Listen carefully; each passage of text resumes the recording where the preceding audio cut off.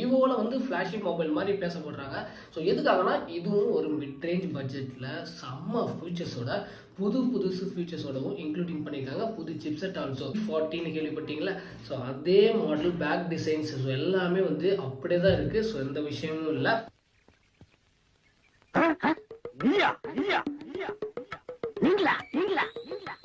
MediaTek Dimensity-யோட 9200+ வந்து இதில் வந்து இன்க்ளூடிங் பண்ணியிருக்காங்க. ஸோ சோனியில் பார்த்தீங்கன்னா IMX921 ஓகேங்களா, இந்த சென்சாரை யூஸ் பண்ணியிருக்காங்க. ஸோ இந்த சென்சார் வந்து உண்மையிலே ஒரு ஃப்ளாக்ஷிப் சென்சார் தான். பேக்கில் பார்த்தீங்கன்னு வச்சுக்கோங்களேன், மொத்தம் வந்து 2 கேமரா தான் வந்திருக்கு.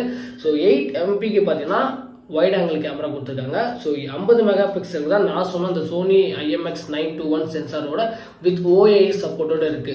ஸோ ஆப்டிக்கல் இமேஜ் ஸ்டெபிலைசேஷன் சொல்லுவாங்க. அடுத்ததாக பார்த்தீங்கன்னு வச்சுக்கோங்களேன், செல்ஃபிக்கும் இவங்க பஞ்சம் கொடுக்கலன்ட்டு ஸோ ஃப்ரண்ட்லேயும் பார்த்தீங்கன்னா 50 மெகா பிக்சலுக்கான ஒரு செல்ஃபி கேமரா கொடுத்துருக்காங்க.